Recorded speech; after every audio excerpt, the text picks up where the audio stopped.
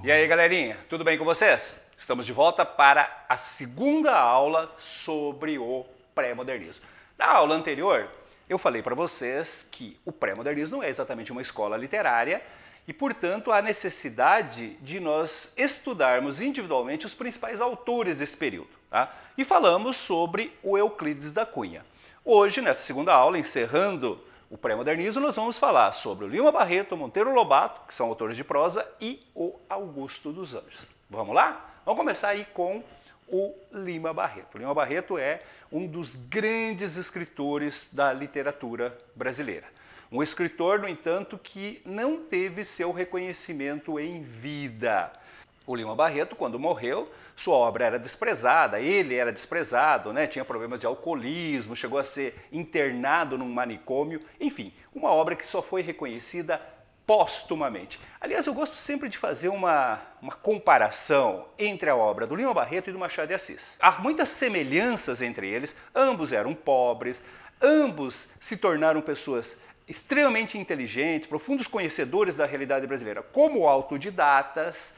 Ambos mostraram, né, a sociedade brasileira da sua época, mas as semelhanças terminam por aí. Tá? Nós temos uma grande diferença. O Machado de Assis teve uma ascensão social em vida, teve o reconhecimento da sua obra em vida, fundou a Academia Brasileira de Letras, morreu como um intelectual respeitadíssimo. O Lima Barreto, não. O Lima Barreto morreu na miséria, como eu falei, com problemas de alcoolismo, né, vítima de um desprezo social muito grande.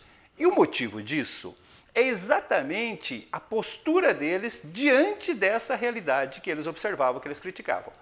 Ambos criticaram, ambos denunciaram essa realidade, mas de forma diferente. O Machado preferiu fazer isso de uma maneira inteligente, de maneira sutil, se inserindo nessa sociedade e expondo os seus podres, né, os seus defeitos, de maneira a não se comprometer com essas ideias.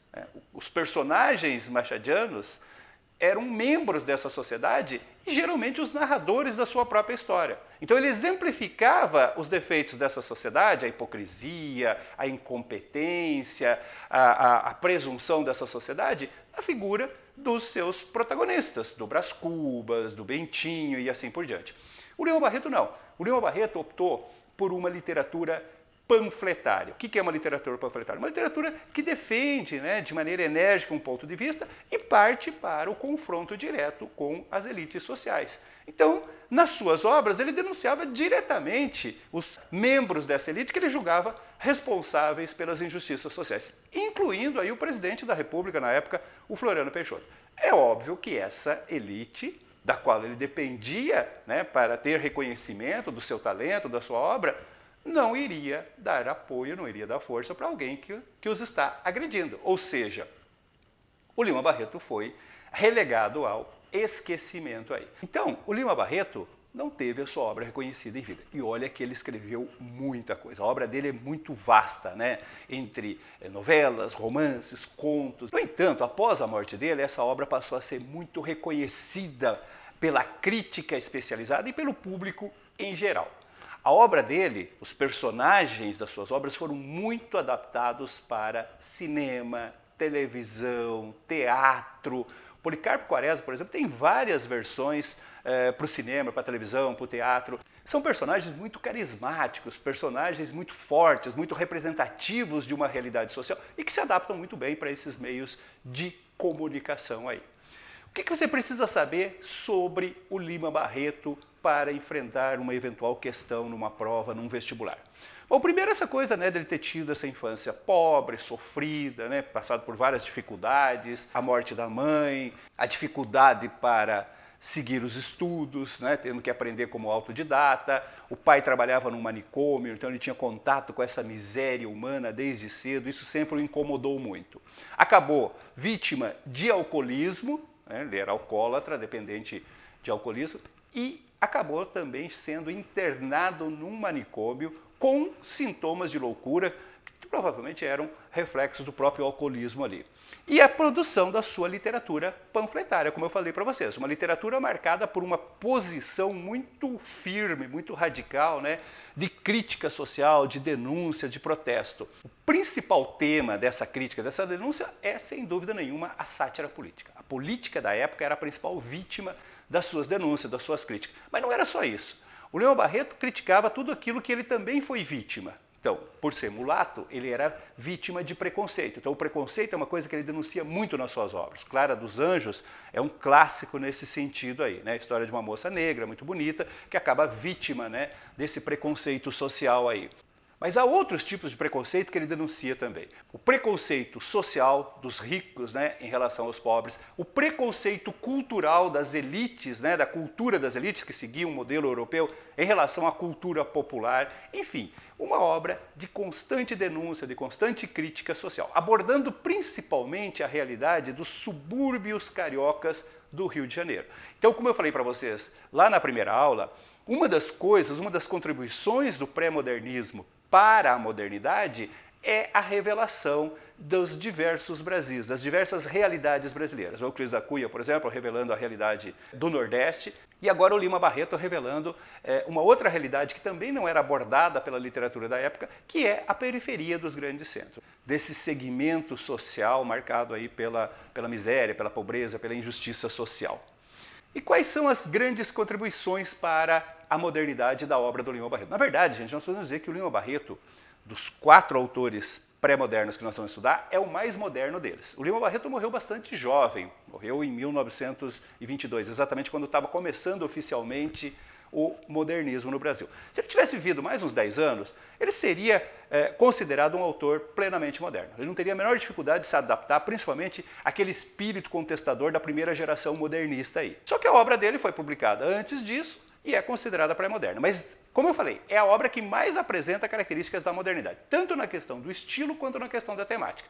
O estilo dele, o Lima Barreto era jornalista, e ele queria que a sua obra panfletária, crítica, de denúncia e tal, fosse lida e apreciada por todo mundo. Então ele, propositalmente, usou na sua obra um estilo coloquial, um estilo simples, incorporando a oralidade, a linguagem do dia a dia, para tornar a sua obra mais acessível. Claro que na época isso foi motivo de crítica, de desprezo da elite, né? Com aquelas coisas bem preconceituosas, tipo assim, ó, não basta ser pobre, bêbado ainda é burro, não sabe escrever, não sabe usar norma culta e tal. Isso era um tipo de críticas que se fazia na época. Claro que não era verdade. Ele era uma pessoa extremamente culta. Era uma escolha consciente isso que ele fazia, de usar uma linguagem mais simples, mais coloquial, para tornar a sua obra mais fácil de ser lida, de ser compreendida por um público maior. Sem querer, ele estava aí antecipando aquela que seria a principal característica do estilo moderno, que é exatamente essa incorporação da oralidade, da coloquialidade no texto literário. Também no aspecto da temática, né, essa postura de crítica, de denúncia, de valorização da cultura popular, também tem muito de modernidade. Volto a insistir, dos 4 autores, ele é o que mais se encaixa dentro da modernidade, o que está mais próximo, né, daquilo que a gente passa a chamar de modernidade a partir da Semana da Arte Moderna em 1922. E como eu falei também, ele tem muitas obras aí, mas tem um livro que é especial, que tem um destaque especial, que é uma espécie de xodó da crítica especializada, dos meios acadêmicos, ou seja, que constantemente está sendo cobrado nos vestibulares. Trata-se do Triste Fim de Policarpo Quaresma. Esse livro, na verdade, é uma grande sátira à postura do povo brasileiro. E talvez por isso mesmo ele se mantenha sempre atual, sempre moderno. Policarpo Quaresma é um brasileiro fanático, de um nacionalismo utópico, fano, exagerado. Ele dedicou toda a sua vida, desde a infância, adolescência, fase madura, a amar o seu país, a amar o Brasil. Só que esse amor é um amor romântico, é um amor utópico, é um amor cego. É um amor que vê apenas as coisas boas, as coisas positivas. Ninguém podia falar mal do Brasil, que ele já saía em defesa. destacando as virtudes do nosso clima, da nossa natureza, do nosso povo, da nossa história, enfim, tudo para ele no Brasil era perfeito. Ele não tinha uma visão crítica, não conseguia ver os problemas sociais. Aí quando ele já está velho, aposentado, acontece a revolta da Armada contra o Floriano Peixoto. E ele defendia freneticamente o Floriano Peixoto como líder máximo da nação e tal. E aí ele vai e se alista voluntariamente para defender a sua pátria. É ferido logo na primeira batalha, mas vira um ícone nacional. O governo usa como propaganda política. Vejam esse exemplo do Major Policarpo Quaresma, um homem já velho que está disposto a dar a sua vida pela pátria, né, pela sua nação e tal. E como recompensa ele é colocado para tomar conta de uma prisão onde estão os rebeldes políticos. E aí ele começa a ter contato com esses rebeldes políticos. Ele quer entender como que brasileiros lutam contra a sua própria pátria, né? Será que eles não têm patriotismo, se eles não têm nacionalismo? E aí ele começa a ver o outro lado da história. Aqueles rebeldes dizem para ele, não, nós somos patriotas, muito mais que você. Nós só não somos ingênuos como você. Nós queremos o melhor para o nosso país, mas nós não podemos aceitar o que está errado, isso e aquilo. E ele começa a mostrar essas coisas. E ele começa a ficar em dúvida. E aí ele constata uma coisa. Aqueles líderes da Revolução, aqueles presos políticos, estão sendo eliminados pelo governo. À noite eles são retirados da cela, são fuzilados e o corpo é jogado ao mar. Quando ele descobre isso, ele se revolta. E aí ele resolve escrever uma carta ao Floriano Peixoto, avisando que ele iria na imprensa denunciar isso, que ele não concordava. Pensa um pouquinho, gente. É muita ingenuidade. É como se você descobrisse que o seu vizinho da frente é traficante, aí você vai lá à noite, bate na porta dele e fala, olha, amanhã eu vou na polícia denunciar que você é traficante. É muita ingenuidade. Resultado, no dia seguinte ele é preso, acusado de alta traição à pátria e fuzilado como traidor. As páginas finais do livro são uma autorreflexão do Policarpo Quaresma sobre toda a sua trajetória, né, na sua tomada de consciência da sua ingenuidade política. Ele percebe que ele dedicou toda a sua vida a amar esse país e agora vai ser morto por esse mesmo país que ele tanto amou. Por que o Policarpo Quaresma se tornou um clássico nacional? Porque ele representa, o Policarpo Quaresma é uma espécie de herói quixotesco, né? Um herói às avessas, um herói cômico, mas movido por uma grande bondade, né? Por sentimentos nobres e tal, só que muito ingênuo. E ele representa um pouco da ingenuidade do povo brasileiro. O povo brasileiro, sem dúvida nenhuma, é extremamente patriótico, apaixonado pelo Brasil, pela pátria e tal, principalmente quando se trata de jogar contra a Argentina.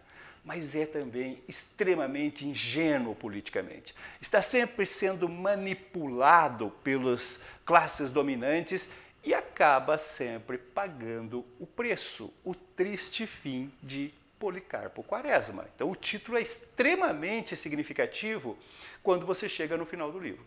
Ele tem um fim muito triste em função da sua ingenuidade. Essa mesma ingenuidade que representa muito o caráter, o comportamento do povo brasileiro. Ou seja, um livro que foi escrito no início do século passado e ainda continua extremamente atual, porque representa de maneira muito clara, muito objetiva, muito profunda, uma característica típica do povo brasileiro. Certinho? Vamos em frente aí? O último autor da parte da prosa que a gente vai estudar é o Monteiro Lobato.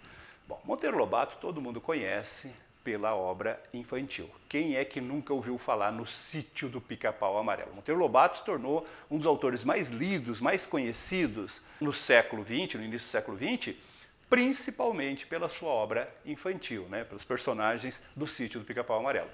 O lado ruim dessa história é que o vestibular não cobra literatura infantil. Eu sei, você está desesperado, né? A única coisa que você lê é o Sítio do Pica-Pau Amarelo. Não, não é cobrado.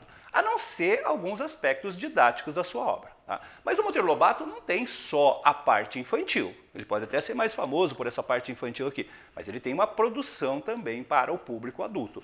E uma curiosidade, gente, essa publicação para o público adulto é exclusiva de narrativas curtas, de contos. Esses livros famosos, como Negrinha, Cidades Mortas, Urupês e tal, são, na verdade, várias histórias dentro de um único livro. Sempre histórias curtas, às vezes histórias com uma página, duas e tal. Então a literatura adulta do Monteiro Lobato é composta por esses contos, por essas narrativas curtas aí. E aí alguns detalhes que é importante você observar. Primeiro, o Monteiro Lobato é descendente de cafeicultores. Então, ele tinha um profundo conhecimento sobre a realidade do Brasil rural. Tá? Tinha um conhecimento sobre a realidade física, a realidade econômica, a realidade cultural desse Brasil rural. Brasil rural que também era desconhecido até então pelo grande público, não era abordado pela literatura do século XIX. Então, uma das grandes contribuições do Monteiro Lobato para a modernidade é exatamente mostrar esse Brasil rural, esse Brasil até então desconhecido pelo grande público aí. Agora, tem um outro aspecto da obra do Monteiro Lobato, ou da figura do Monteiro Lobato, que você tem que tomar muito cuidado também, que é o lado polêmico dele. Você tem que ficar atento com esse aspecto polêmico dele. Tem uma parte da polêmica dele que os vestibulares adoram cobrar, que foi a polêmica que ele teve com os próprios modernistas. Tá, entendo, o Monteiro Lobato é um pré-modernista, mas ele acabou entrando em conflito com os próprios modernistas. O Monteiro Lobato foi uma figura muito eclética, ele fez de tudo na vida. Dono de fazenda, dono de casa lotérica, fabricante de goiabada, pesquisador de petróleo e pintor nas horas vagas. Só que ele era um pintor de gosto clássico, de gosto tradicional. Então, quando em 1917 surgiu uma exposição da Anita Malfatti, dentro daquelas vanguardas modernas, do impressionismo, do expressionismo e tal, ele foi ver essa exposição e ele odiou. E não só odiou, como escreveu um artigo que ele mandou publicar no jornal com o título de Paranoia ou Mistificação. E nesse artigo, ele desce a lenha na pintura moderna e na Anita Malfatti especialmente. Dizendo que aquilo é uma coisa maluca, que aquilo é uma irresponsabilidade, que estão acabando com a beleza artística, que aquilo é uma paranoia, que aquilo é um processo de mistificação. Enfim, acabou com a Anita. A Anita era uma pessoa extremamente sensível, ficou muito magoada, né? Pensou até em parar a sua carreira por causa dessa crítica do Monteiro Lobato. Monteiro Lobato era uma figura muito influente na época. Um escritor, um jornalista respeitado e tal, e a opinião dele pesava muito aí. Então, observem, um pré-moderno criticando uma das maiores pintoras do modernismo.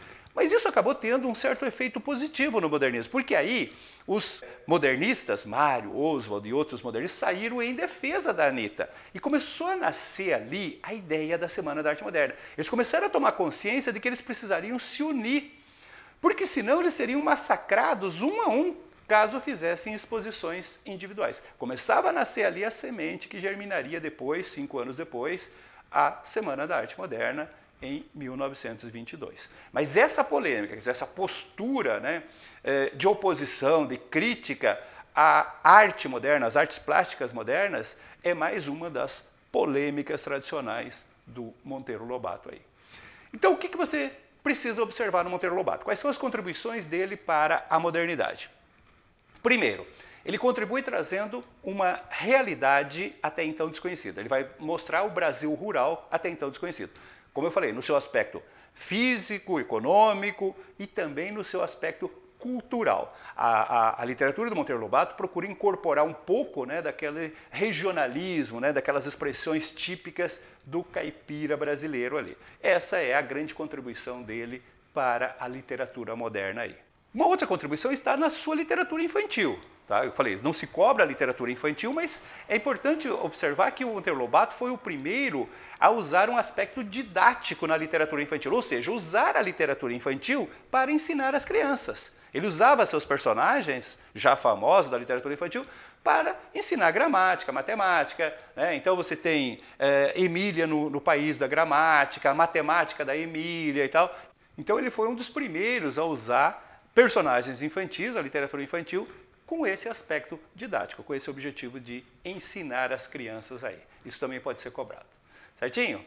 Bom, e para encerrar, nós temos o representante da poesia, Augusto dos Anjos. Augusto dos Anjos foi uma figura extremamente polêmica, também morreu muito jovem, como você está vendo aqui. Ele morreu em 1914 e ele acabou publicando apenas uma única obra em vida, um livro de poesias chamado Eu, um livro que nem a mãe dele leu na época.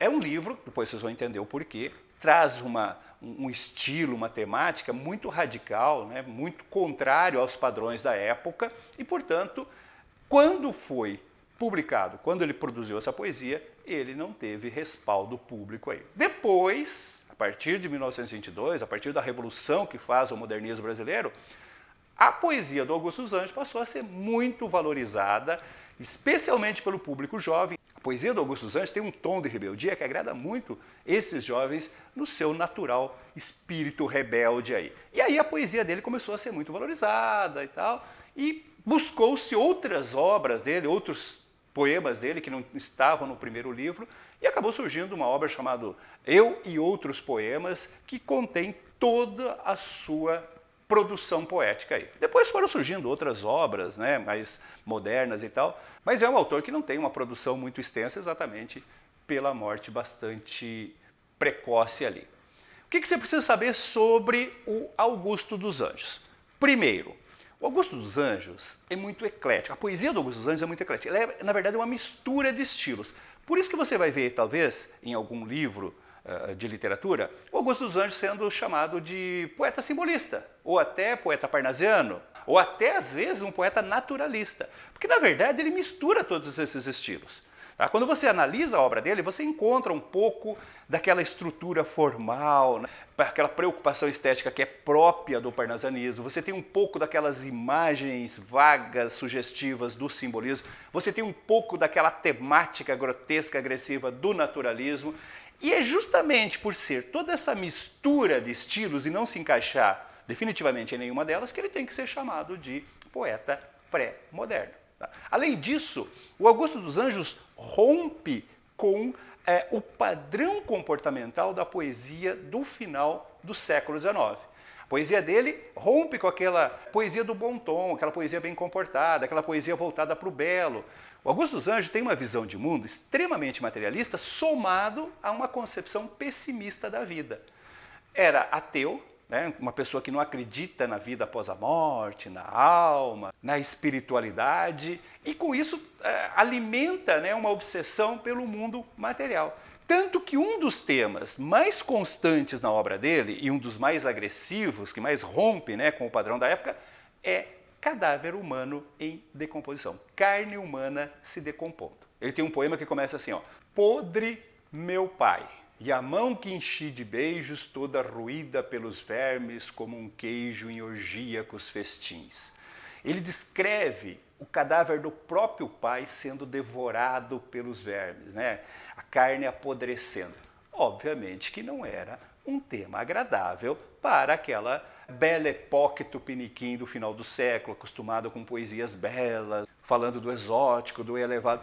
Agora você está começando a entender por que eu falei que nem a própria mãe leu o livro dele quando ele publicou. Então essa temática escatológica, nojenta, agressiva, é uma novidade, é algo que rompe com o padrão da época, é uma contribuição para a modernidade. Afinal de contas, se Augusto dos Anjos conseguiu fazer poesia sobre cadáver em decomposição, o modernismo não tem nenhuma dificuldade em afirmar que o verdadeiro poeta é aquele que consegue captar a poesia de qualquer coisa, das coisas simples do cotidiano. Tá? A verdadeira poesia é aquela que nasce das coisas simples. É fácil fazer um poema sobre um belo pôr do sol.